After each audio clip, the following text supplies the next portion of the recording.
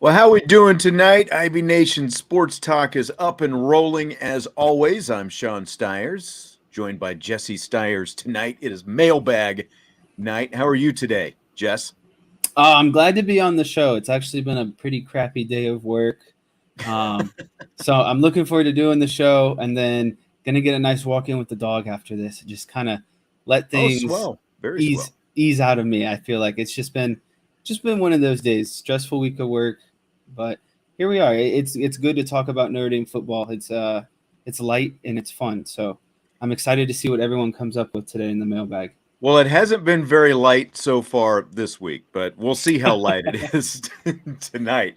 We haven't had a chance to get some of your thoughts. Usually you're on Tuesday, but Vince had something come up, so you guys switched days, and you're in for the mailbag tonight. So we've already got a lot of questions sitting in the queue that we're going to get to. And, of course, if you have questions as you're logging in on YouTube, throw them our way. And while you're logging in, of course, hit that like button, rate, review, subscribe, and all that good stuff. Plenty of stuff to talk about. We've had a lot of hand-wringing and stuff this week. And I don't blame people. Like the other night at the end of the show, I was talking, I think this was Monday, Vince and I were talking, and I'm like, man, there's a lot of activity in this chat. People just, zing, zing, zing, going back and forth. And Salty Virginia Peanuts, he was, I think we had just finished the show before I saw his comments, and he said, hey, we're not being bad here or whatever, something along those lines. And I didn't mean it in a bad way. It's just like, there's just a lot, what you would expect, especially if you lose to Marshall and you're 0-2, and after the offseason that they had and everything else, there was just a lot of activity going on. But shoot us your questions tonight. Jess, I guess just for starters, since this is your first day this week on the show, just, some of your thoughts on what was a very unfortunate day out there Saturday at Notre Dame Stadium. Yeah, it's very unfortunate when you do a pregame show and you predict that Notre Dame's going to win about 41-10 and end up losing to Marshall. Watching that game, it was just very tough to watch. And I know, I think I texted you at some point in the third quarter, and I said Marshall's going to win this game. You could just kind of feel it, coming down towards the end. And the struggles that Freeman had closing the game last week, I just didn't have any confidence with how things were going that he was going to finish that game out against Marshall. And it's just, Marshall didn't do anything, I think, that was out of the ordinary. I've talked to you about this. I thought Marshall executed the exact same game plan that they did the week before against Norfolk State. They wanted to get out fast and establish a run game. They have two really good running backs, actually. And Laybourne is individually in the top 10 as a runner in the country right now in rushing yards.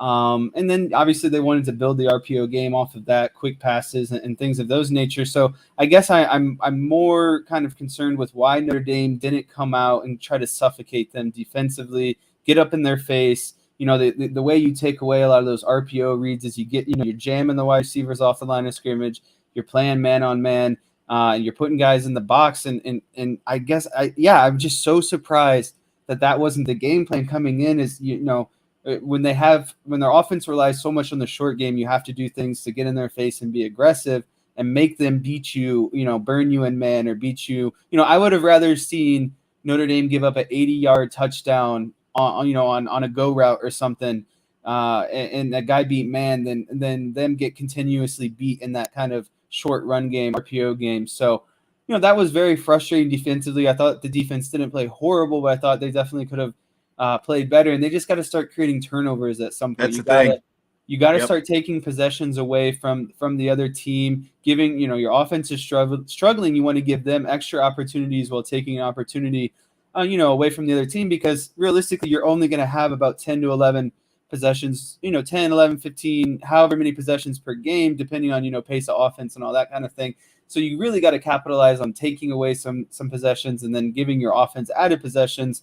So that's just been kind of the frustrating part about the defense right now. They have a lot of good players and they are doing a lot of things majority well. But in a game like last week, when the offense is struggling like that, you got to clamp down. You got to find ways to bail your offense out and help win that game as much as possible. And obviously, Giving up offensively, that third down deep in, oh Marshall territory. And I know that, like you were talking about, you watched some of that film that they had from when they played Norfolk State the week before, and you saw on film exactly what they were doing on that play. And Notre exactly. Dame was just clueless everywhere. Everyone jumped on the play fake, and the play, obviously not just a play fake, but a counter play fake, basically. And the play goes the other way. They pick up first down, and it's the the first part of a 94-yard touchdown drive that ultimately won the game for them. Yeah, and what's disappointing about that really is that comes down to assignment football and that off and with their offense and their RPOs coming off like that, everyone's got to be accounted for. So that's just a mental error defensively. Guys needed to combo cover that H back leaking out of the backfield, and it was not good. And yeah, ultimately that was the backbreaker. They had them third and long inside their own 10-yard line, and then they get that first down, and that was like the domino. That domino fell, and the offense just kind of wasn't going to be stopped after that. So that was really frustrating to see on defense. And then, like I was, offensively, Buckner and the run game and everything is still struggling. They don't have any consistency. It doesn't seem like they're designing, or their play calling is fully utilizing some of their best players, like a guy like Chris Tyree, or getting wide receivers out there that can really help. It just seems that they're struggling a lot right now. And then also another perspective I took at is, were we as fans and Notre Dame supporters expecting kind of too much out of this season already? Because you got to look at it in the fact that Tyler Buckner is a first-time quarterback, playing at Notre Dame. You got to look at this as Marcus Freeman's first tenure as a head coach, and there's a lot of turnover in the coaching staff offensively and defensively, and establishing schemes and those kind of things. There's a lot going into this transition year. So were we expecting kind of too much? And then but expectations are not. You can't lose to Marshall at home. That's exactly right. Expecting too much and expecting to beat Marshall are two completely separate things. Right. Maybe the expectations were lofty, but it's much more, even as tough as it is to lose the Ohio State game the way it ended up being lost, especially, that's still easier to stomach than coming home and laying a complete egg like that, because we thought that was a thing of the past. We hadn't seen that kind of thing since 2016. It had all been cleaned up over the last 5 years, and now it rears its ugly head again. It's valid whether or not maybe the expectations were too high for a first-year head coach and a first-time quarterback, starting quarterback and all that stuff. But I don't know. There were some people, even some of the diehard fans, who still saw 9-3, 8-4, and I think a lot of people might be signing up for 9-3, 8-4 at this point. I hate to laugh, but I mean that's all you really can do at this point.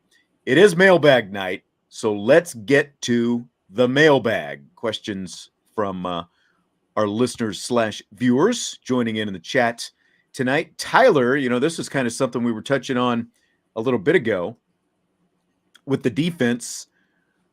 What do you think will get the first team turnover on our defense? It says term. I think he means team turnover. I'm going to say Isaiah Foskey is going to play a part in it one way or another. Isaiah Foskey, who finally got his first sack last week. I'm going to say Isaiah Foskey, who forced 6 fumbles last year, a lot of strip sacks that he had last year. We haven't seen that so far. And this is a Cal quarterback, Jack Plummer, who, of course, played for Purdue last year at Notre Dame Stadium. Now he's with Cal, so he'll be coming back.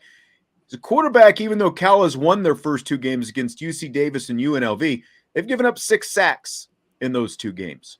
So I'm going to say Isaiah Foskey, either a strip sack or, he's getting pressure on Plummer and forces Plummer to throw errantly someplace, and it's intercepted / something Isaiah Foskey's going to play into it. If I'm going to predict, I'm going to go with Isaiah Foskey because I think that guy is seeing red meat right now. He wants to get after somebody, and he wants to get to the quarterback, and I think that Isaiah is going to play a part in the first turnover that is caused this season. I like what you're thinking there. I personally am going to go with a interception within the secondary, and I think the bright spot or the best part of this defense is going to come through yet again. I think Tariq Bracy is going to get some sort of interception, create maybe a fumble of some sorts. I like the way he's playing. Good players happen to find situations fall in their lap because they're playing so hard and so well all the time. And I think between Tariq Bracy and Brandon Joseph, I think one of those guys gets the first turnover via interception this weekend against Cal. I really like Tariq Bracy, though. I like that he's always around the ball. He's a playmaker. He wants to be, he wants to be in the play. He doesn't shy away from that. And like I said, I feel like good things will continue to kind of fall his way naturally just based on how he's playing. Irish Chi-Town wants to know if Chris Smith is injured. He did get dinged up a little bit in the game last week. It sounded, and we'll get an update on that tomorrow when Marcus Freeman does his Thursday press conference. He was asked about it Monday and did say dinged up, but kind of sounded like it was one of those see how it goes the first few days of practice. It didn't sound serious, but at the same time, it is an injury, so you just never know. We'll get an update on that tomorrow, hopefully to the extent, because they need him, right? He's played solidly. He doesn't have huge stats, but you don't expect that, from the guy in the middle. Like Howard Cross is just killing it right now. 14 tackles for a defensive tackle. Not too bad. But so we'll see what happens with Chris Smith and hopefully get an update on him. I can't remember off the top of my head, but it didn't sound overly serious, but again, we'll see what we can find out hopefully tomorrow for Marcus Freeman. I wanted to get to some of these Drew Pine questions since that is obviously a big topic of conversation. Do you think Pine has a better chance of throwing 3 touchdowns or 3 interceptions Saturday? I would say it depends on who's playing wide receiver. DMND13. We all want to see Tobias Merriweather, I think, and there's a question in the queue about Tobias as well. What we have seen so far from the wide receivers groups, in combination, obviously, with who was the quarterback, we haven't seen a lot of plays being made. And, when you have a group one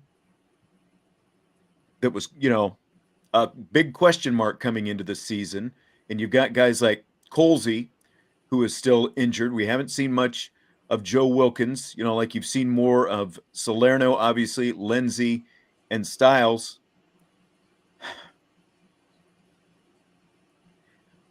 Unfortunately, right now, I have to lean toward the interceptions. That's not what I want, but this is a pretty good Cal defense. And we saw on a pretty simple play, Drew Pine throw that interception the other day. So until he proves otherwise, because the last 2 times I've seen Drew Pine, and really there was an interception that he threw, I think on the very first day of fall training camp as well. Now, that's not live like a game, but go back to the blue gold game. The interception he threw to Jordan Botello in the blue gold game was almost identical to what he did Saturday. So maybe this lights a fire under Drew Pine. Maybe we get a more confident Drew Pine, because even though he was still around a 50% passer last year, he didn't turn the ball over. So let's hope that takes care of itself. He's talked a lot about, watching film and jumping in the film room when things go wrong and all that stuff.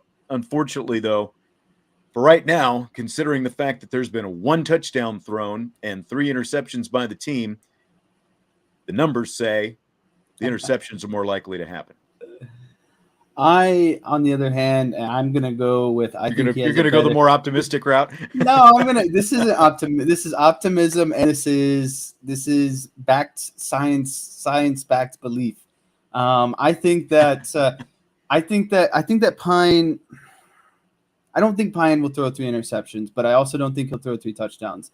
I think he has a higher chance of throwing more interceptions than touchdowns. But I think there is a higher chance of him throwing 3 touchdowns. I think that the offense is going to do things to kind of limit his potential. Not quite the extent of what was going on with Buckner in Game 1 because they need to get the ball going. But I think there's going to be play calls that are designed around him not being in a situation to throw interceptions. I just looked up Cal's passing defense. They rank about middle of the country. They give up about 250 yards a game, which is they haven't played anyone of great significance. You said UNLV, and I forget who the other team was. So we're not talking about UC Davis. We're not talking about blazing offenses there. I think that Pine could sit right at that average, about 250 yards, maybe a little bit more. But yeah, I'm going to go with I have more optimism in him to throw the 3 touchdowns rather than to throw the 3 interceptions. Are we going to see an interception? Yeah, I don't doubt that. But are we going to see 3 interceptions? No, I don't think so. I mean, nobody wants to see that, but again, I'll be really curious to see what Tommy Rees decides and what he decides to do with the offense. I think going tempo, more like what we saw with the Jack Cohn offense last year, would greatly help out Drew Pine, especially the way the offensive line has been so far, and maybe that kind of helps get the run game going. But we need to see Drew Pine have the best possible players around him and the ability to get the ball in their hands. Chris Tyree, Tobias Merriweather. I want to see Tobias Merriweather one way or another. Here's the thing. I think a lot of people do. You're 0-2. You lost at home to Marshall. You're trying to redeem yourself. Why are we not just putting the best players out there at this point? What is there really to lose at this point in the season when you're struggling? I know you're trying to establish a lot of things, and that's fine, but it gets to a point, and I'm always a big proponent, and you put your best athletes out in the field. You can't you don't have to play Merriweather the entire game. Put him in packages that he's comfortable with. He doesn't need to be in on everything. You can play him 10 to 15, even 20 snaps or whatever. I'll say this, because when Golden Tate was a freshman, and even I think somebody who was a sophomore, quarterback on that team has told me, that was back in the Charlie Weiss days, obviously, but Golden didn't know the whole offense either. But Golden had a skill set you can't teach. It's called speed. And he had pretty good hands as well. Going up and getting the ball. That's right. They make bad passes good passes. What they would do to compensate for the fact that he didn't know everything is, okay, Golden, now you're on the field. But no matter, whether it's field or boundary, wherever the ball is, whatever's closest to our sideline, that's where you're going to line up. And the coaches would literally stand there, a few yards away from Golden Tate, telling him what he was supposed to do on that play. If you want to make it happen, you can make it happen. It's not that complicated. I realize there are route concepts, and like if a guy runs a route that he's not supposed to run, it can lead to a turnover. Those kind of things. But speed, size, athleticism, all these different things that are lacking right now. Tobias Merriweather needs to find his way onto the field at that W spot, because he has something that the rest of the group of receivers doesn't have right now. They got to find a way to get him out there. Again, it doesn't have to be, the full arsenal, but you got to find a way to get him out there 10, 15 times a game. Yeah, I mean, even if he knows the streak route, design him running the street route. That's right. Streak route. Tell him to run straight, and it's still at least a decoy, and it's still an option. Just to, if it's there, like it. I agree with what Drunk Vigo just said. You don't have to be a genius when you've got the athlete. I think that's exactly right. I think you just got to get these guys on the field, especially at this point in this. There's nothing. You can't do anything worse than losing to Marshall the way you lost to Marshall at home. Just to me, there's nothing to lose. I also liked what Tom Fraley said. Use the middle third of the field a lot. How much I love that seam route to Mayer. I think it's more there, especially when you're mixing in the RPO look. And then if you're leaking Tyree down the seam, that's who are you guarding in that situation? And that's that you got a linebacker both of those guys on the field at the same time. Yeah, plus Michael Mayer. I mean, that's now you're causing some concern at 3 different levels. Oh my, yeah. If you got Merriweather, Tyree, and Mayer on the field, who are you? That's like picking and choosing who you're going to guard there, because you could argue those are some of the 3 best athletes in the offensive group right now. Yes. Brian, I just wanted to address this. He says, didn't West Virginia lose to Kansas as well? The answer, of course, is yes. That was my upset special. last week. I think West Virginia was favored by 13.5. I said I didn't know if Kansas would win, but they would at least cover, and they went to Morgantown, and they pulled off the victory. Lance Leopold, give it to him, baby. Good start. Good start. Do the people know your alma mater? I think some people know that that's my alma mater. It's like when Kansas wins a game, you've got to celebrate it, especially when it's a conference. You don't know when the next win. one's coming. That's right. That's right. That's right.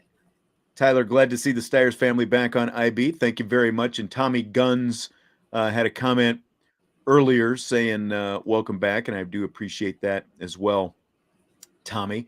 Let's go to a Tobias question. If Tobias gets significant playing time Saturday and has 6 catches for 108 yards, 2 touchdowns, how fun will the postgame show be to watch? If that happens, I don't even know what Brian Driscoll would do. Brian and Vince will probably, like have their shirts off and, doing, all kinds of dancing. That's exactly right. That's exactly right. You would want to tune in. Now, that would have to be coupled, of course, with a win, not just those numbers, but that would have to be coupled with a win as well. But I agree. I think that would be a reason for some excitement if that happens. Another DM, ND13. What do you think is realistically the absolute best case scenario for a score Saturday? I'll let you take this one first, Jess. Realistically, the absolute best scenario is having one more point than the other team. At this point, I don't care if it is 51-50, if it is 61-60, if it's 11-10. I really don't care. I think the realistic outcome, best case scenario, is them finding a way to get the first down. I think in a lot of people's heads right now, I think it is definitely in Marcus Freeman. It is bothering Marcus Freeman. I know he thinks about it. He has to think about it. So any score where Notre Dame has one more point, that's what I would say. To take it a step further, I would like to see around, a 31-10 score.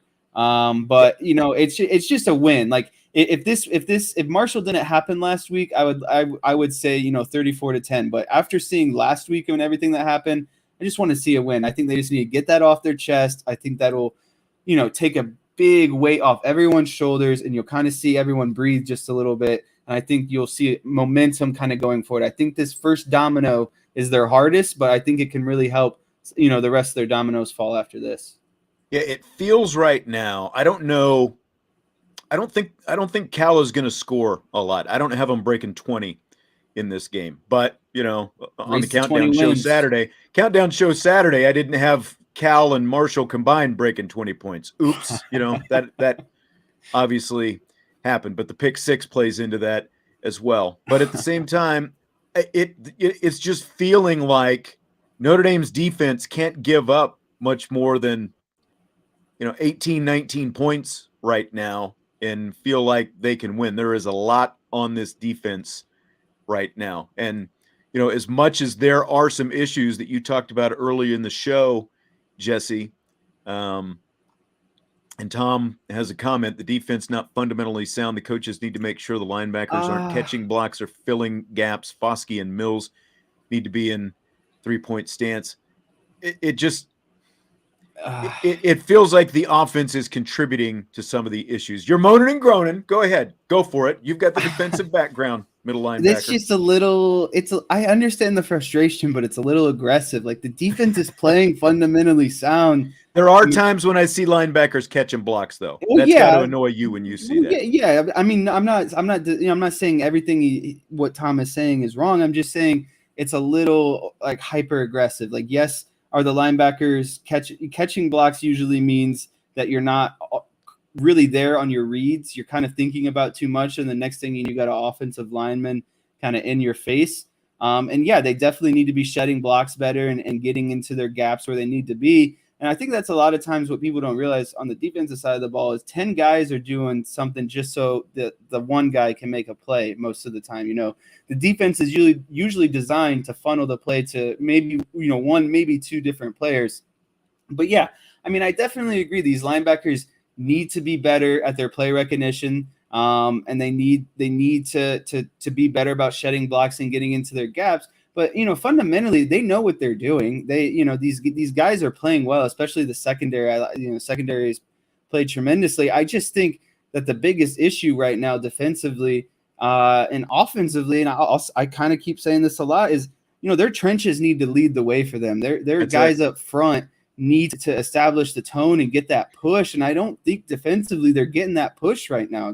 These guys need to play more aggressive. They need to be in the backfield. There's no reason that these teams should be running on them like this, and that starts up front in the trenches. These defensive linemen need to be aggressive off the snap of the ball, and I think the same thing goes for the offenses. They need to get that push going first. When you're struggling, just getting that first initial punch, that wears down guys throughout the entire game. So I'm most disappointed defensively with, yes, the lack of tackling and the linebackers play recognition, but also more so the defensive line not establishing the tone and really punishing some guys, because I thought that would be one of their biggest strengths this year.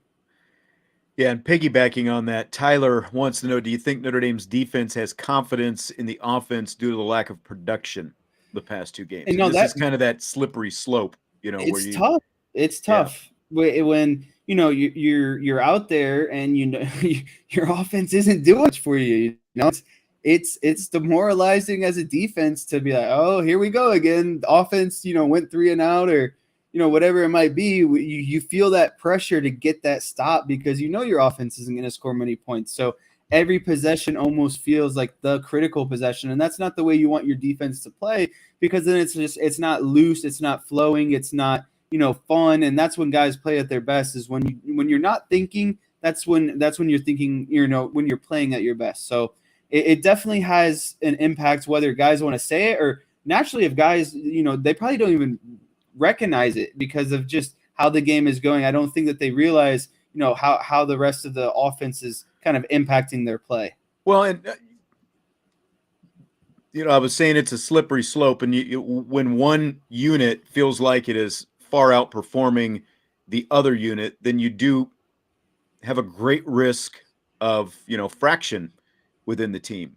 But again, like when you go to there are faults on both sides of the ball. The defense can tackle better. They can make plays when they need to. Get off the field on 3rd and 10 when you've got them pinned inside, their own 10-yard line, and the game is on the line, and you've got a chance to put the game away. But then the flip side, when an offensive lineman jumps on 3rd and 3, and now it's 3rd and 8, and you end up punting instead of maybe converting a first down, and again have a chance to put the game away. So there's blame on both sides of the ball. I get where maybe a little bit more, the defense could feel a little bit more toward the offense, but there are things that both sides of the ball need to do better. There's no doubt about that right now. Irish blooded. I know I'm late saying it. Glad to see you back. Sorry to hear what happened. Very sorry to see you miss the Mishawaka Northridge game. Amazing game. Thank you, Irish blooded. It was. I know it's like overtime game, and that was the day that it all went down a couple of weeks ago. But Mishawaka bounced back last week and put the smack down on Goshen, and they're going to be hosting Plymouth in a couple of nights. So I'll be back out there for the Plymouth game. Looking forward to getting back out there at Steel Stadium this weekend. But thank you very much once again. Let's see. Here's one for you. Hypothetical question from Mike. Say we lose this week, and it's because of not adjusting in game to win. Will we be having a serious conversation about the coaching staff? I just think that those kind of conversations, like serious conversations that you're talking about, like they're, like I assume you're saying, like, is Jack Swarbrick going to be, really having a serious internal conversation about what he is going to do with this coaching staff? I don't think we're still only going to be 3 games into the season. So I think that what is happening in September is going to be far less relevant than what is happening in November. Like, do we start to see gradually some of these things start to iron themselves out? Do we see better execution? So far, you're right. And we've talked about it here before. There need to be better in-game adjustments that haven't necessarily taken place. But we also haven't seen like the stupendous misjudgment, like Nathaniel Hackett. We talked about this, with the Broncos and the Seahawks at the end of the game attempting the 64-yard field goal. Now he did come back and mea culpa and say, well, I should have gone for it and all that stuff, but you didn't go for it. We haven't seen Marcus Freeman make that kind of decision. I think that would be a lot more distressing because, again, first-time head coach, there's going to be some learning on the job. You do want to see more consistent adjustments being made as things happen, especially since, he does come from a defensive coordinator background, where as a defensive coordinator, you have to make those adjustments, not just series to series, but play to play, so you would think that would be something that would be, a higher, I don't know, skill set, but that he would be a little bit more adept at. But I just think that, again, I don't think snap judgments are going to be made in September. It's going to be much more about how this team progresses over the course of the season, I think. What do you think? Yeah, I don't think that Marcus Freeman will be judged on a 3-game, stint. I think that Jack Schwarbrick and any athletic director kind of give you a larger sample size than that, and at least a year. I really don't think, I understand the question, but really I don't think that this season will continue to go on kind of how it is. I think, someone just brought up a good point. Brian Kelly started 1-3 and finished 8-5. I mean, there are plenty of coaches that have started out their careers at, maybe career in general, or starting in a new, school, where they kind of start slow, and then it might not even be in that first year. The second year they get, you see some more success, and you see, national championship contention in year 3 kind of, situation. So I just don't think that his leash is going to be that short. And, it doesn't look good for the program either. When you're already considering, getting rid of a coach in his first year after 1 year. I just think that, there's a lot of transition. There's a first-time head coach, and all of those things are going to be factored in. So, no, I don't think that Marcus Freeman has anything really to worry about, even if they lose again this week to Cal. And, I just think that he will be given a larger sample size to kind of prove what he can do. Yeah. First-time head coaches are going to make make at least one boneheaded call, but there can't be many. Irish Shaitan, I would agree with that. Jeffrey says adjustments have been made. The execution has not been there, or improper reads are made. I think that's probably closer to hitting it on the head. Is there's just been so much overall lack of execution. Like when you look at the offensive line, it's not like there is just one offensive lineman who's holding everything back. It's like from play to play, you've got one guy maybe, making a mistake. And when you make a mistake like that as an offensive lineman, that's the whole unit, the whole thing breaks down. So it's essentially guys, have unfortunately taken turns with some of those errors. It really is execution, and that is troubling. And what's most troubling about the offensive line is this is Harry Hiestand. And again, I guess you can really only glean so much from practice, because there was nothing watching that unit in practice and watching Harry Hiestand kind of back to his old ways, vintage Harry from when he was here previously. I just would not have thought that we would see what we're seeing right now from this group, but we are. And it's been lack of execution at different levels and by just different guys on any given play. That's what's troubling, I think.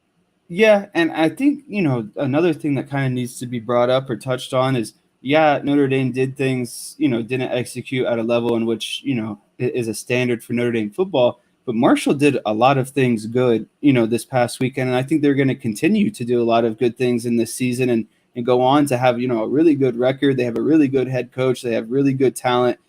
During the game that it was brought up, they had 24 Division I, transfers coming in. They got guys coming from Florida State, other Power 5 conferences. Like, they have a good coach. They play well to their personnel. They have a good scheme offensively and defensively. And you look at their schedule, it's not uberly tough. Notre Dame is going to be the hardest team that they play this season. So I just think that, yes, Notre Dame has not executed, and they did not look good against Marshall. But Marshall did execute, and they did some things well, and I think that Marshall is a solid team. So I don't think there is some solace in that in my They're a solid team, but you still have to win.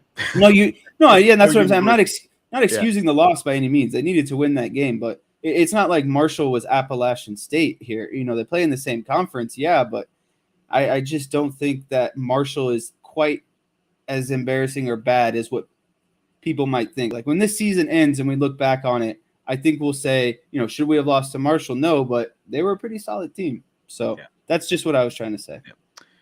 More on Marshall coming up in our rapid fire segment a little bit later. C-Mac says he asked Brian but ran out of time on the show today, so I'll ask you guys. Should Tyler Buchner hire a quarterback coach and polish recognition and ball placement and mechanics to come back strong next year? I don't think, like some of the stuff you're talking about, recognition, those kind of things, I think that's more like you got to be in that film room and you just got to you've got to figure it out. To me, more of his problems are, and again, I know everyone wants to talk about the mechanics of his throw and like if he's a little bit, got a little bit more touch on a couple of those deep balls the other day, then the game is different and stuff like that. I think that you're probably complicating things by getting a third party involved, because I don't think, we've talked about his mechanics before, like Phillip Rivers didn't have great looking mechanics, but as long as it got from point A to point B, that was okay. With Tyler Buchner, I think more of his stuff, like all the check with me stuff, for example, at the line of scrimmage and the play clock winding down and stuff like that. They're helping out a young, inexperienced quarterback who needs help because he doesn't recognize what's going on with the defense sometimes. I think that's the bigger thing. So to me, it's more film study and those kind of things are going to go farther for Tyler Buchner than, a personal coach and getting into mechanics and all that kind of stuff, because we know that can go sideways once you get into that, especially once you're a college quarterback. Jess, what do you think? I appreciate the question, but I think it's just you're thinking about it a little too deep. I think that there's nothing, like you were saying, like every hitter, every pitcher, every quarterback, it doesn't really matter how you do it. It matters what the end result is. I think Tyler Buchner, end result, the ball getting there's no issues with that. I think that that his issue and what would fix a lot of what he's got going on in these first two games is just more experience. You got to be out there. You got to see the timing of your wide receivers against defenses. You got to see the plays kind of naturally develop. And you just got to gain that confidence that you can throw that 40-yard bomb and hit it on the spot. So I just think that experience has to be the number one thing that Tyler Buchner needed.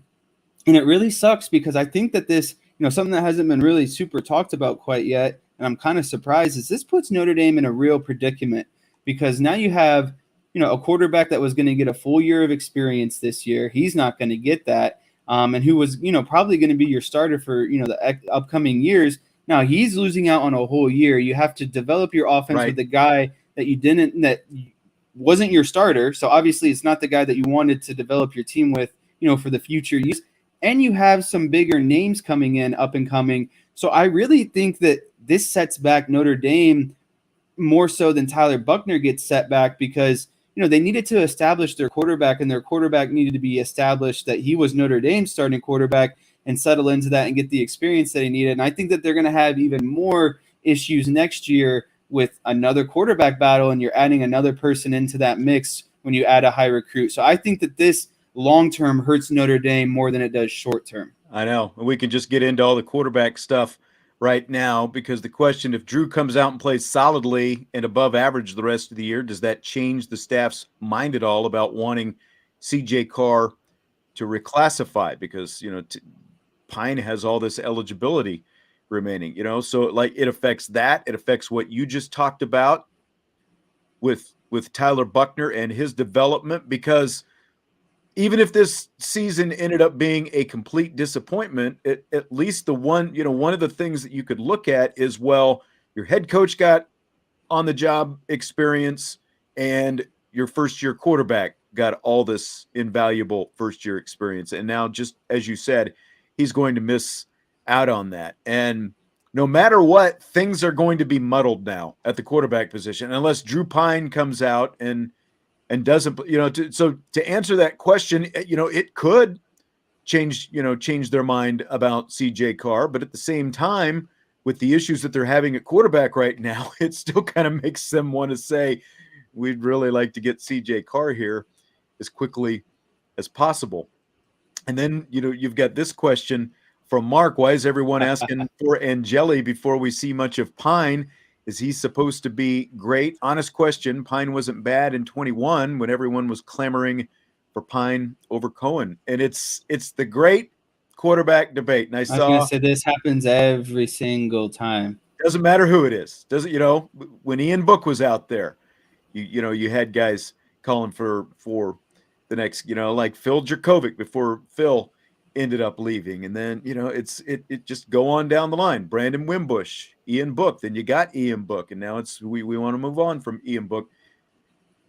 That number 2 quarterback is always going to be the most popular guy on the field. I mean, they were cheering Drew Pine wildly when he came on the field last Saturday, and it didn't take long. Now everyone's already clamoring for Angeli. And Steve Angeli, I have no doubt, can be a good college quarterback. But let's not – I see too many people wanting to base their judgment of him on one series at the end of an overblown scrimmage in the spring. Yes, he led a touchdown drive. There were a lot of walk-ons and third-string players he was going against on that drive. Did he execute? Yes, but let's not base everything on that, because how many times have we seen, not just quarterbacks, how many times have we seen a spring star who we don't hear from for 2 years afterwards? Let's let Steve Angeli actually learn the offense first, because he's been the scout team quarterback for the last 3+ weeks. Whenever this kind of question comes up, the first thing I say is there's a depth chart for a reason. These guys have practice and practice and practice, and guess who's been around them the most at practice? The coaches.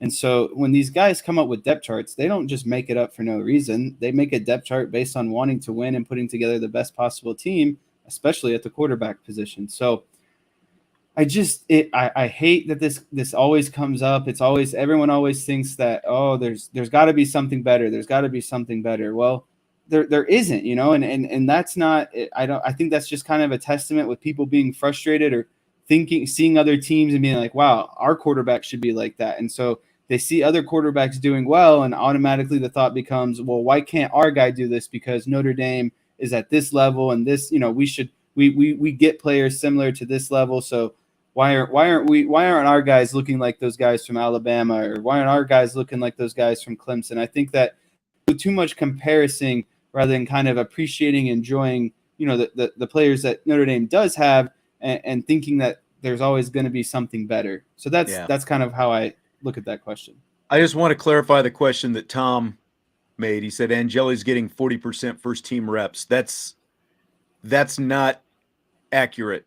Marcus Freeman was asked about how the reps are being split at Monday's press conference, and he said, well, Pine is first team, Angeli is second team. And so, so what does that mean in terms of reps? Well, it means that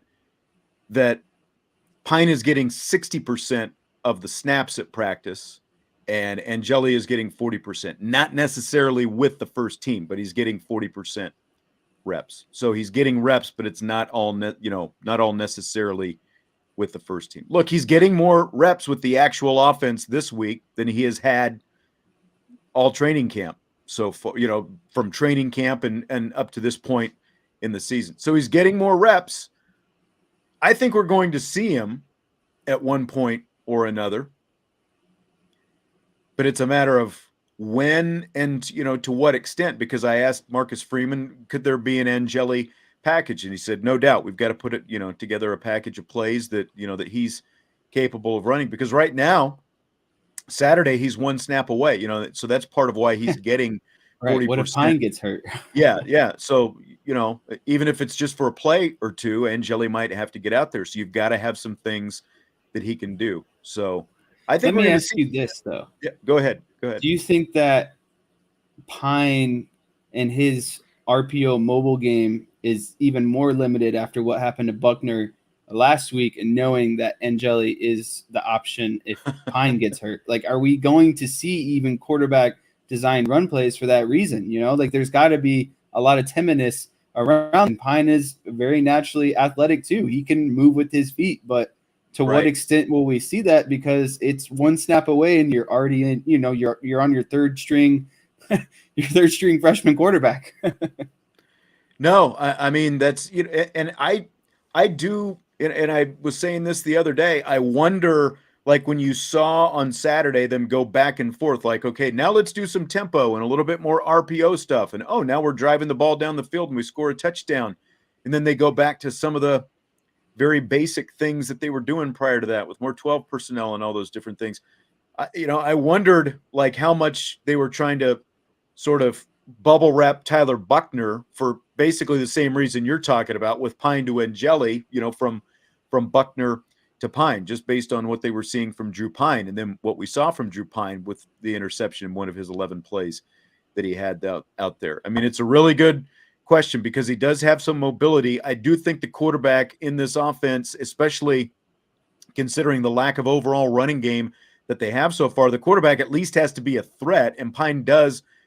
He's not Tyler Buckner, but he does at least have some mobility. I think he at least has to be a threat, but I don't think they want to run him any more than they have to because of the fact that, yeah, you do have a really, really inexperienced guy behind him. So if that's the case, and you're talking about an offense that is built kind of around some quarterback mobility and some RPO action, having at least threat to run, I say take that threat out of Pine and make a guy like Tyree that threat, where you put two running backs on the field and you can fake a dive and throw a screen out to Tyree, and that screen can be there every single time and kind of become the option. I think that you hear Kirk Herbstreit say this a lot, that when you're not running well between the box, make an extension of your run game. Get guys on the perimeter, short passes, screens, those kind of things. And I think that's what this offense kind of has to become with Pine in there, as I think that they have to extend their run game on the perimeter with guys like Tyree, guys like Lindsey. They need to do more to get creative in the run game and do extensions of their run game, knowing kind of what we were just talking about. I agree with that. One of the problems, though, is, again, based on the personnel that they've thrown out there so much, with so much 12 personnel, you've seen, and I've seen some comments here about 8 in the box, and, they're bringing the safeties down and they're doing all this. I think that's part of why they had a couple of those deep posts downfield. They had some shots at those because Mayer down the seam. Yeah, because you're seeing when they are throwing, the short and intermediate stuff has been a real issue, but it's because the box is so congested and you've got so many defenders, I think, close to the line of scrimmage. When they did get deep a couple of times with Lindsey and Styles, I mean, man, if they would have hit those, again, like you're talking about changing the complexion of the offense, they need to be able to hit those, but I also don't think they can do it with the same personnel groups that they've been doing it with. And they can also accomplish some of that with more Chris Tyree on the field. Just making sure that gets through. I like that this Craig Sebring question. Why not come up with a package with Tyree, Estime, and Diggs all on the field at the same time? Come up with some misdirection. Estime could be a lead blocker. He's so big. I mean, there's so many different things you could do off of that. And when you have, their struggles and you got a new quarterback stepping in, I don't think that there would be any issue of coming up with a Chris Tyree package, or a package that includes all three running backs being on the field at the same time. Yeah. Again, like you could do that, I think, very easy. And like when you see the way Chris Tyree, in the limited times that he has had the ball in his hands, the second effort that he has, and just what he is doing when he actually does have the ball in his hands, like Tommy Reese was saying last night, well, it's hard to play three running backs. Well, don't play three running backs so much, because one of them is obviously still hurt and doesn't want to block with that shoulder that he had surgery on after the spring game. Play more Estime and Tyree, and then, mix in a little bit of Logan Diggs if you want to. And again, going back to what we were talking about before, Tobias Merriweather, Tyree and Merriweather alone have skill sets that none of the other skill position guys at their groups have. They can do so much with those two, and they can challenge defenses so much with those two. And then, as you were saying earlier, you throw in Michael Mayer and your ability to challenge all three levels of the defense with those three guys on the field at the same time, you're creating such mismatch problems, and it's just like knowing the amount of skill that's sitting there and hasn't been tapped into yet. That's part of what is so frustrating as well. Mind-boggling. Yes. Okay, so going back to the quarterbacks, Brian says, I have a feeling people are going to be calling for Angeli by halftime, just like they were calling for Pine when Buckner was in. I don't know. I hope that maybe preparing for a full game, and if Drew Pine comes out there with some of that swagger, then maybe we see a different guy out there. Maybe we see the MMA. What's the guy's name? Conor McGregor. Conor McGregor. Thank you. I couldn't. I kept thinking Flanagan for that. I knew that wasn't right, but yeah, Conor McGregor. I like the confidence that Pine plays with. I think that's something that they're kind of missing right now is an offensive swagger identity, and if that's what it takes, that's what it takes. I have no problem with Pine playing right now. You don't want to see Buckner get hurt, but there's got to be a shakeup, and I'm not saying it should become via injury, but there just needs to be some sort of confidence, and I think that Drew Pine can provide that. I think that he's really going to let it sling. I don't think he really cares what, obviously he cares about throwing interceptions. I just don't think he really ultimately, he's just a gamer. He wants to do whatever it takes to make the play. Right. Tim wants to know if Tommy is the low-hanging fruit on the fire the coaches tree. I definitely think he is. Again, it was not Tommy alone who's put together these game plans. Now, he's the one who's ultimately has to call the plays, but I've said this multiple times this week.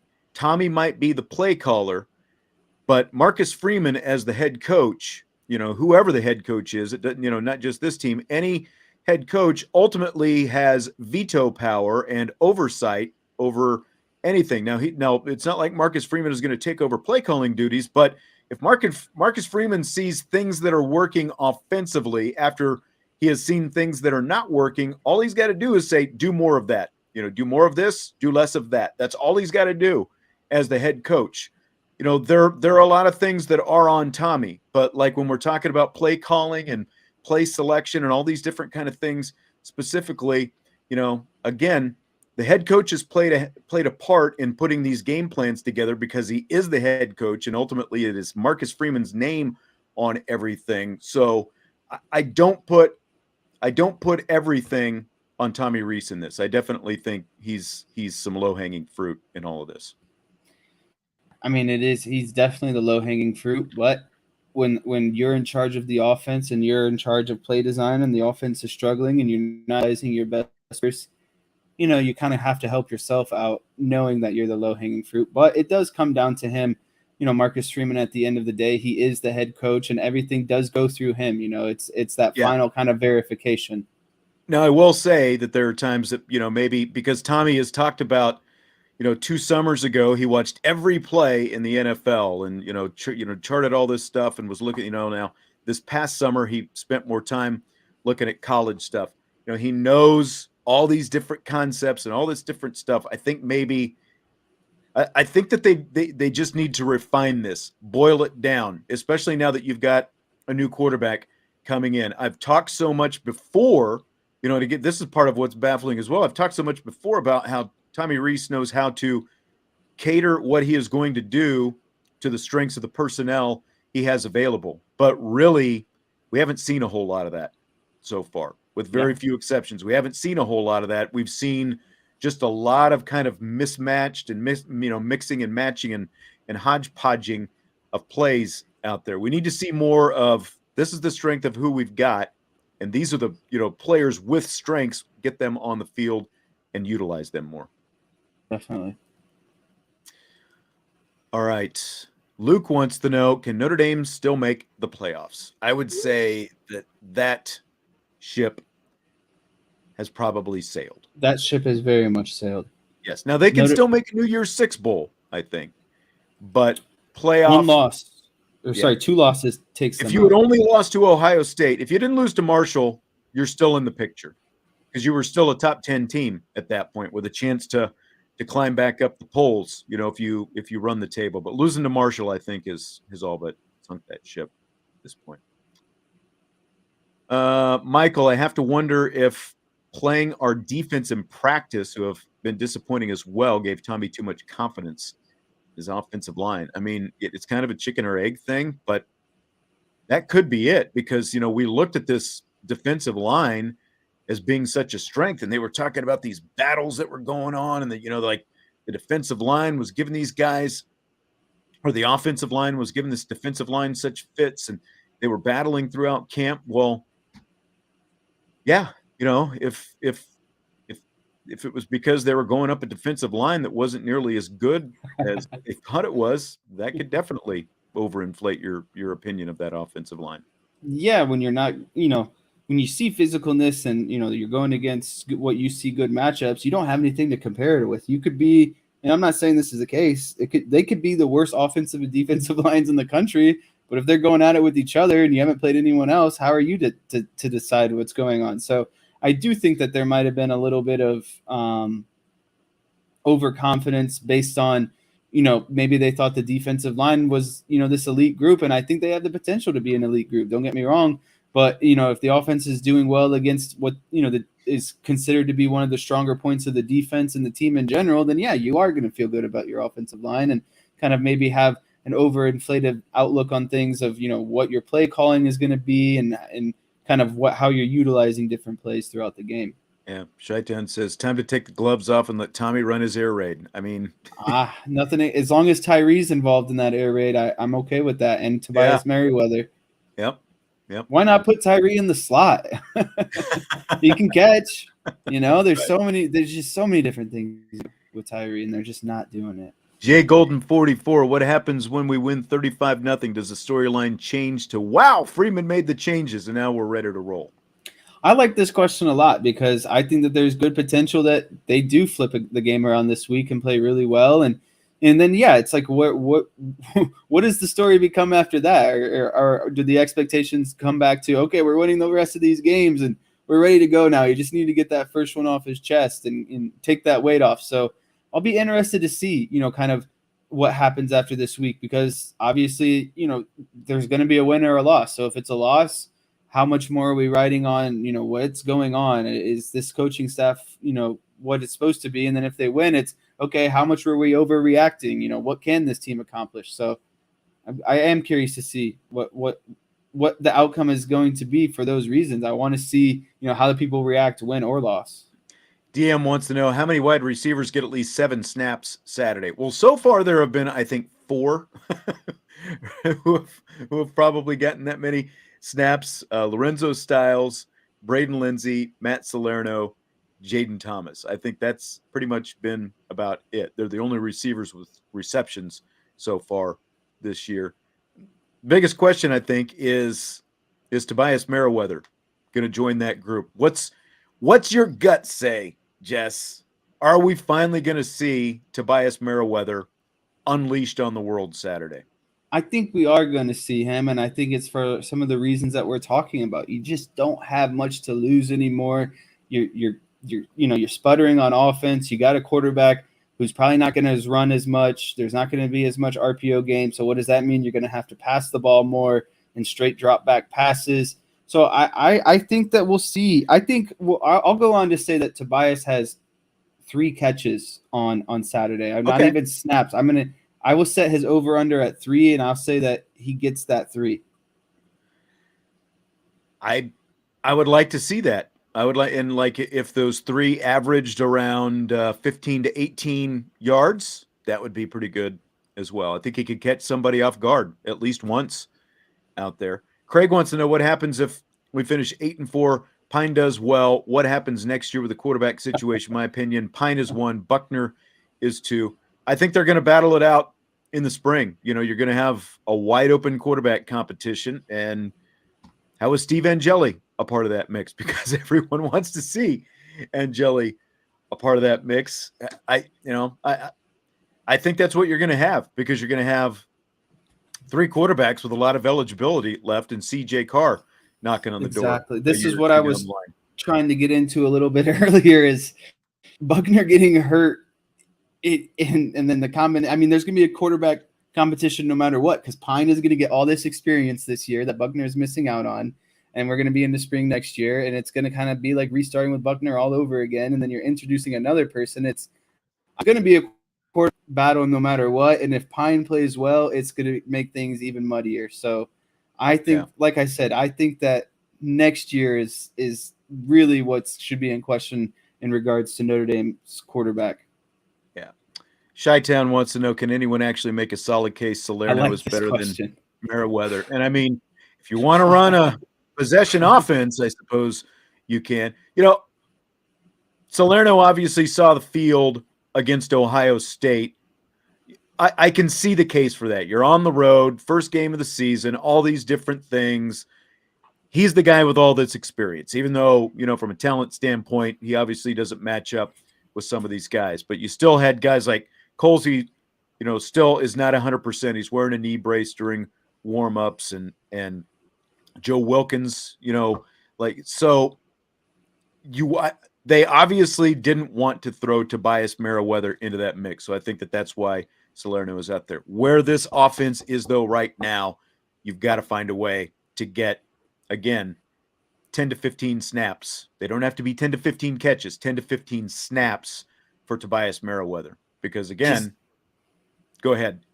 Just getting him on the field is going to help so much with that confidence and him feeling like that feeling of being overwhelmed just goes down that much when you get on the field and you realize, hey, this isn't so bad. I can do this. I can absorb this information. So if that's really the case, then there's just literally no excuse at this point, in my opinion, because you're struggling.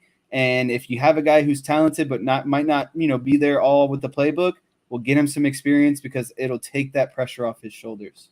Right. John Gallagher, for next year, do you think they'll go to the portal for a quarterback? Very interesting. I think a lot of that is going to depend on some of these hypotheticals that have been bouncing around here. Like, does Drew Pine overperform and show himself to be something other than what we think he's going to be right now? If Drew Pine finishes this year and he's like, man, Drew Pine was a heck of a lot better than we thought he was going to be, then I think that probably alters, you know, whatever your decision is, because then, if Pine does end up being the number one next year, worst case, you've got Angeli or Buckner as the number two. And they, you know, I know that there was at least some conversation about quarterback and transfer portal this past off season. You know, they didn't see, you know, there was never anyone who I think that they really, you know, like that much. But I think it's, you know, this whole portal situation, it's going to be year to year now, and it's going to be, you know, it's like part of roster management where you are, because, you know, what happens if a guy decides to leave? And it's not just here, it's everywhere. You know, there are players leaving obviously all the time. Again, we're going to see a guy coming in here to quarterback Cal this weekend who we saw at Purdue last year, Plummer. You know, so there are guys, I mean, just look at freaking West Virginia, South Carolina, USC, obviously being high profile, Pittsburgh. Look at all the guys, you know, look at all these quarterbacks who have starting jobs this year who are on different rosters just last year. Yeah, I mean, I can't remember who the quarterback was, but I was watching a game over the weekend, and this guy was a starter at like he was a starter out of school last year, a starter out of school the year before that, and still transferred to his third school as a starting quarterback. So that, like, the transfer portal is crazy because essentially, yeah, if they don't feel confident at quarterback, you can tap that and find a quarterback. And, you know, it's almost like your security blanket for a position that you have a lot of questions about. You know, you want to find someone talented that hasn't, you know, maybe gotten the chance to play as much. You can always kind of fall back on the portal. I definitely think that it's an option. I don't think that they'll go to it because I think that they have plenty of the quarterback room has an abundance, and it's only going to get more abundant as these next couple of years go on. Yep. All right, great questions tonight. We'll wrap up our mailbag portion of the show, and that takes us to, can be only one thing, rapid fire. Here we go. Fill in the blank, Jess. The Drew Pine-led offense will be blank. The Drew Pine-led offense will be more swagger. I don't know how it's going to end. I don't know what points they're going to score or what plays they're going to run or all those things, but it's going to have more energy to it. It's going to have more confidence to it. I think it's just it's going to have some more swagger to it. I think that these guys, they know they're not oblivious. We're talking about this. The world is talking about this. They know that people are talking about this. I think that they want to just as bad want to come out and prove, that they can do it, that they can make things happen. So I think and I think Pine kind of stepping in and him naturally having more swagger. I think this whole practice this week will have more swagger to it. So I think that the Notre Dame offense will be led with more swagger this week, and that's really all I can decisively say. I like that. Because it really does need some swagger. Even, having a guy like Michael Mayer out there, for example. And Michael Mayer is as confident as anyone you're going to come across. But, like, you don't necessarily see that dripping off him all the time, out there on the football field on Saturdays. Drew Pine, all it's going to take is, like, get a little momentum. Just get a little momentum. Just hit a couple plays in a row. And all of a sudden, I think you're going to see a really confident Drew Pine. And like Tommy Reese was talking yesterday about where the team is right now, they can use some of that confidence that Drew Pine can give them. And I think it's just about him being able to make a couple of plays. I like your answer, the confidence. I'm going to say it's going to be at least better than we think that it's going to be right now. Because again, like, there are things that still have to come together, but I think that maybe that's part of the missing ingredient. A big missing ingredient is still the stuff that we're talking about. It's about the guys who are not on the field or getting the ball in their hands enough. If those guys are on the field, they can help Drew Pine. They would have helped Tyler Buckner as well. But guys like Tyree and Meriwether, Lorenzo Styles has been out there. Braden Lindsey has been out there. Michael Mayer has been out there. But you add a couple ingredients that you haven't had so far. And I mean, again, then all of a sudden you're talking about Tyree, Meriwether, and Pine. 3 ingredients that we really, Tyree is the only one of those 2 that we've seen at all. It hasn't been consistent. It's just amazing that Chris Tyree averaged 6.6 touches per game, receptions and rushes combined last year. He's at 6 per game right now. And last year he was obviously Kyron Williams backup. You got to get him the ball more. So we can only beat that horse so often. Hopefully we see it sooner than later. But I think the Pine offense is going to be better than we think. And maybe that swagger, maybe that confidence is part of the ingredient. Because we, as good as athletically gifted as Tyler Buckner is, swagger is not something that we saw from him. Outward swagger out there on the field. Yeah. Fill in the blank. Manti Te'o coming back to Notre Dame this weekend is blank.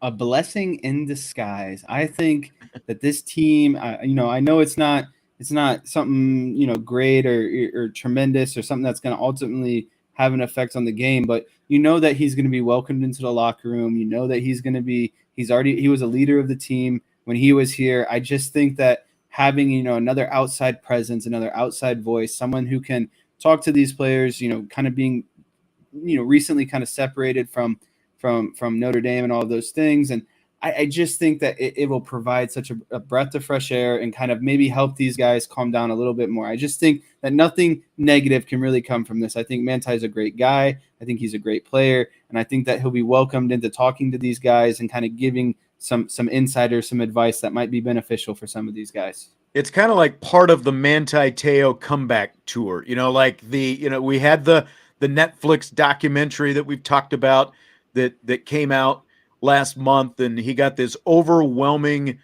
groundswell of support from people, even people who are Notre Dame bashers or Manti Te'o bashers before when they saw this. And now it's like coming back into the family, and you've got Manti Te'o, one of probably the 2 or 3 most iconic players of at least the last 10 years, like Manti, Jalen Smith, anyone else that you would throw in there, in terms of icon. I think those 2 are definitely at the top of the list, but and Manti for what he meant for that 2012 team, virtually winning every award that you could win except for the Heisman Trophy. I think it's going to be great. I think maybe, again, Like, that's a guy who, even though maybe he was a little mild-mannered when he was in front of the cameras and microphones and stuff like that, that's a guy who played with a lot of energy out there on the field, and a lot of that swagger himself when he was out there playing middle linebacker. So I think maybe it's good timing. They need a little man tie coming back this weekend. So I think it's going to be good for everybody.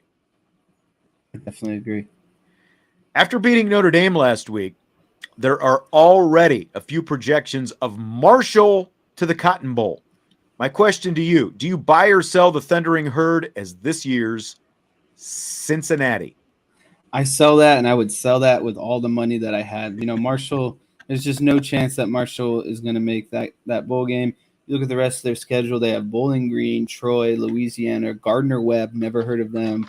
James Madison, Coastal Carolina, Appalachian State, Georgia State, Georgia Southern, and Old Dominion.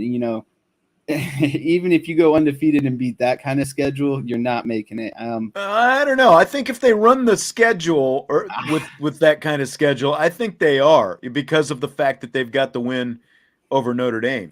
Yeah, but what if Notre Dame goes like 3-9 this year? Well, yeah, then how impressive does it look? Yeah, that's very fair. But I mean, that stretch, Coastal Carolina, who only lost 2 games last year and they're undefeated so far this year, Appalachian State, which is crazy that they lost to North Carolina, then turned around and beat A&M on the road. But Georgia Southern, of course, beat Nebraska as well. So you've got those 3 teams in a 4-week stretch. That's like, in any given year, that doesn't necessarily look that imposing.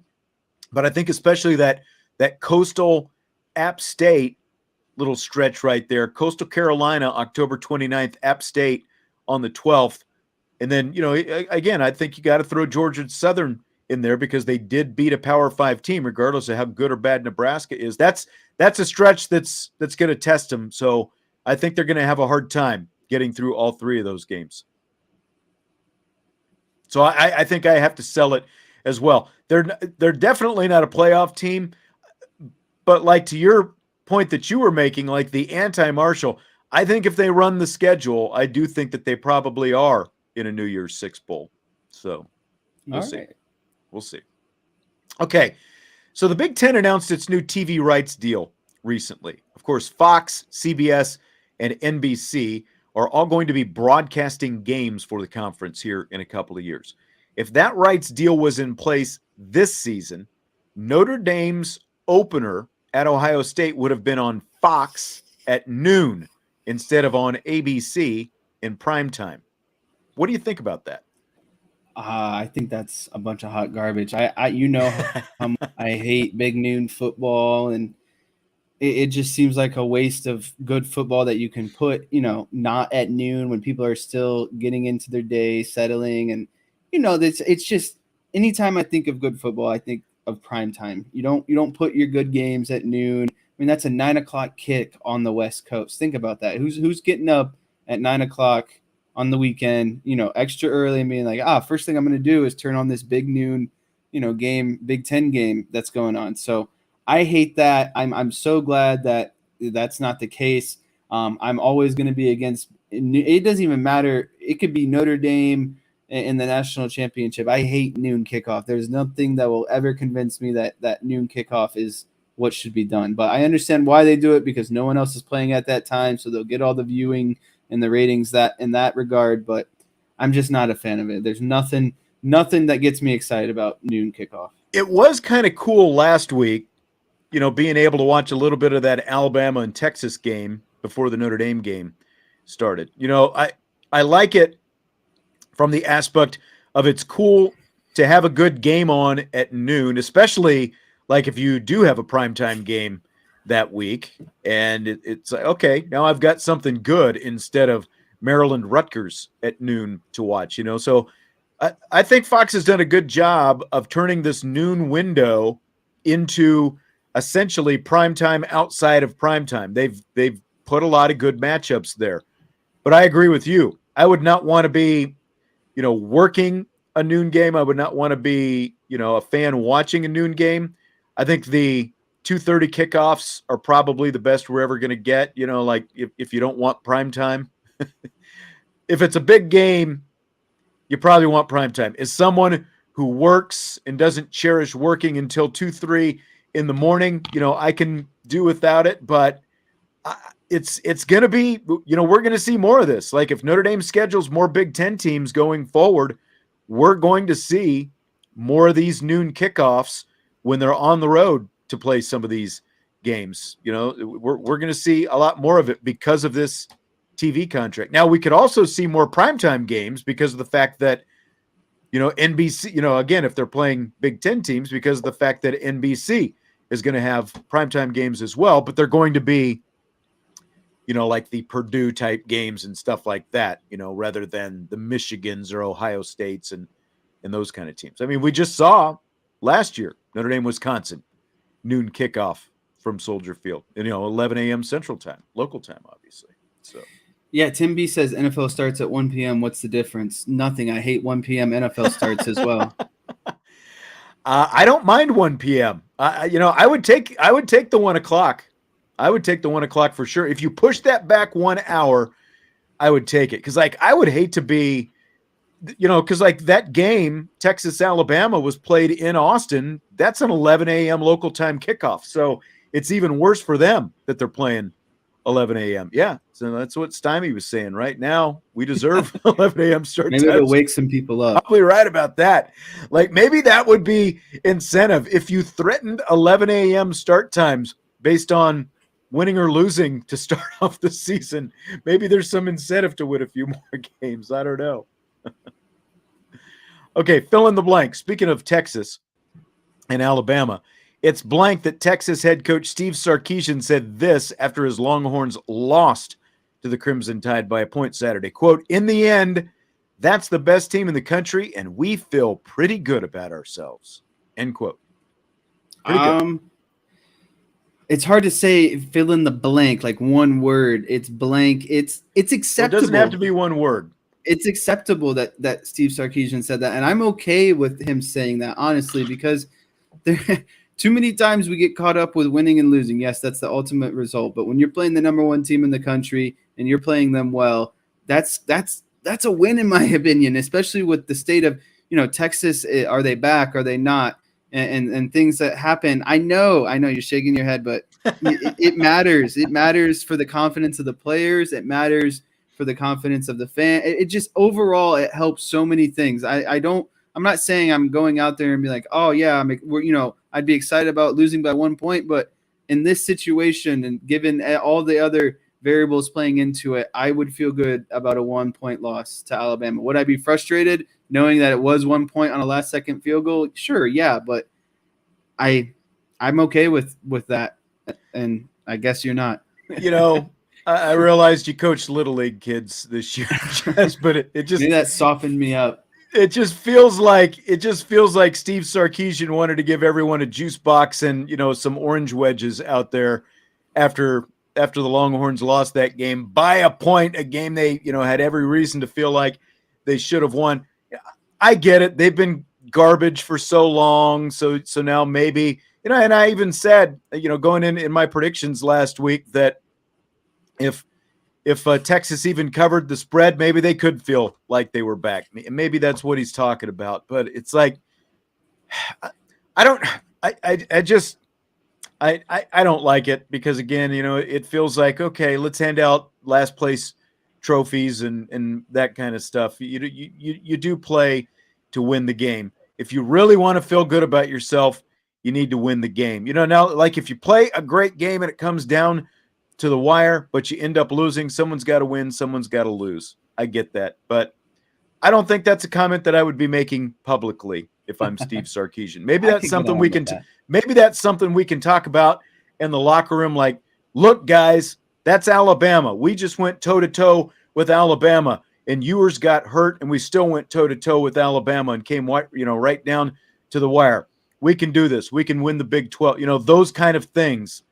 But I don't think I'd be Steve Sarkisian and standing at the microphone and saying those things publicly. I can get along with that. Okay.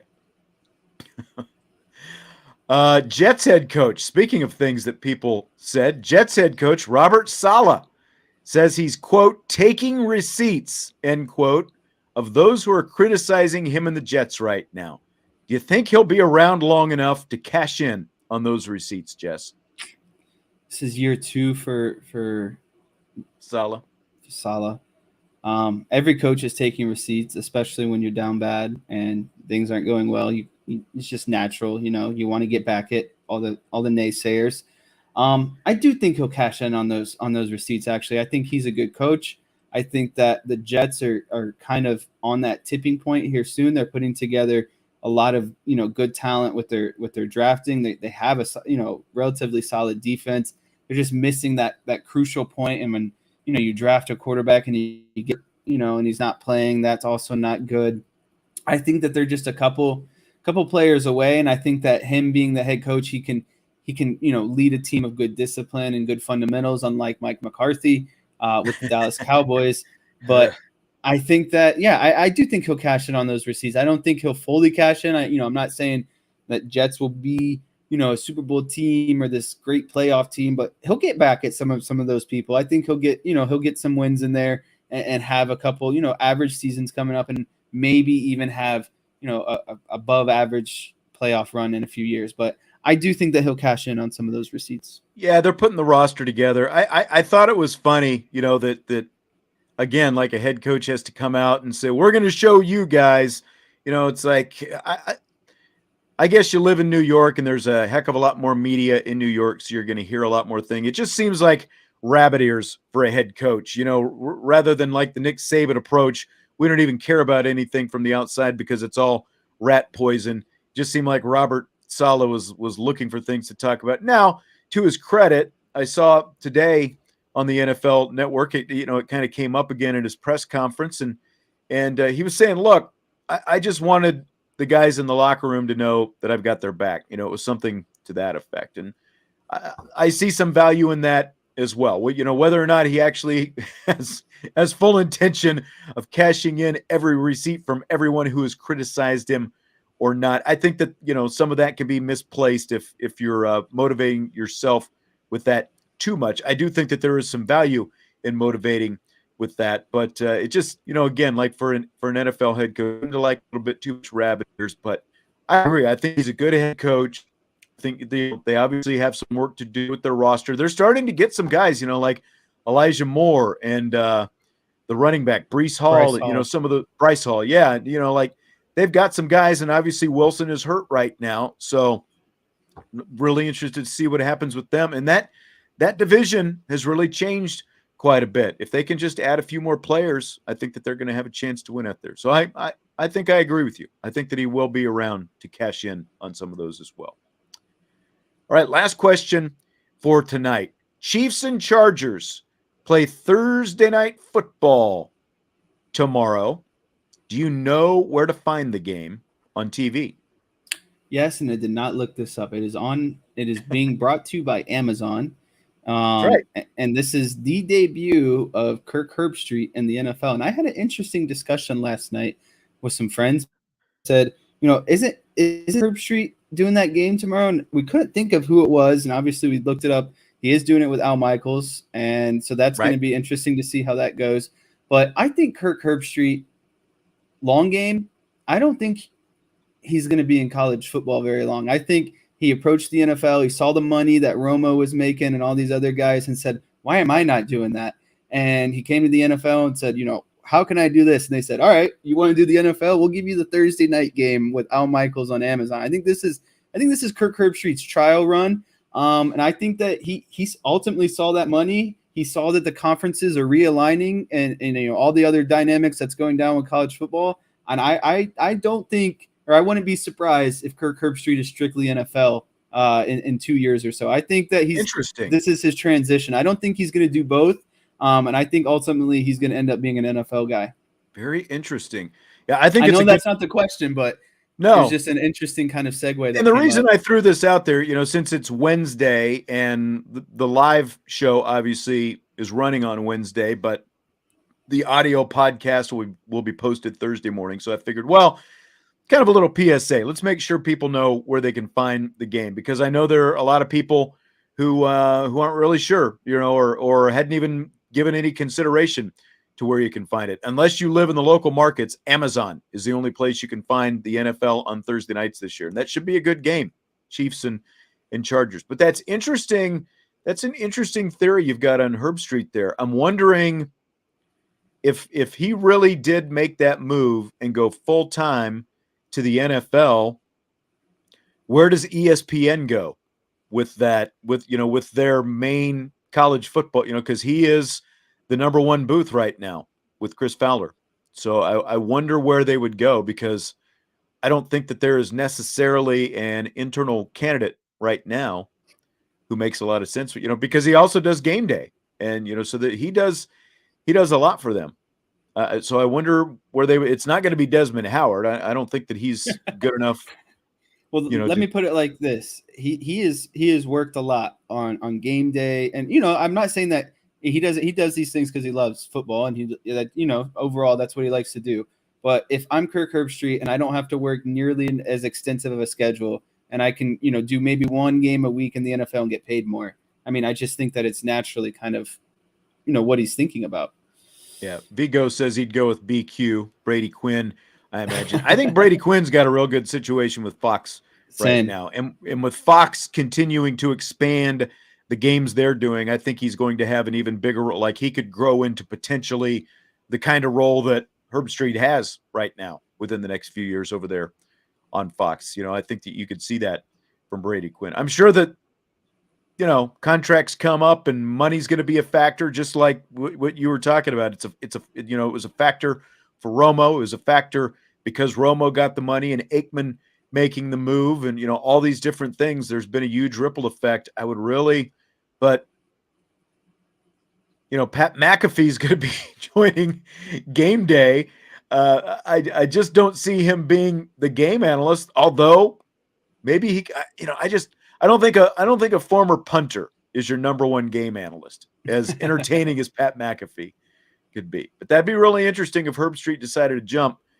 I think he's going to be really good on the NFL. I didn't see any of the preseason game they did a few weeks ago, but I'm looking forward to hearing that tomorrow, or Thursday night. Al Michaels and Kirk Herbstreit and Chiefs and Chargers should be fun.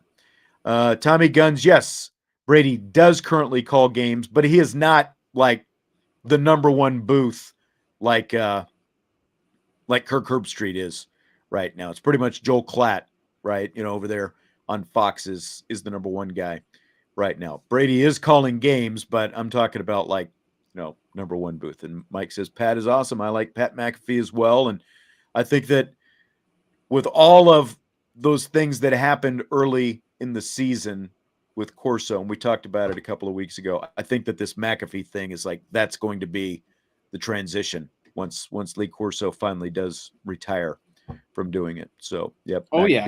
McAfee is going to be hyped up to put on that mascot helmet every week, going crazy, getting the fans. So that's like the perfect role for him is the Lee Corso replacement. Yep.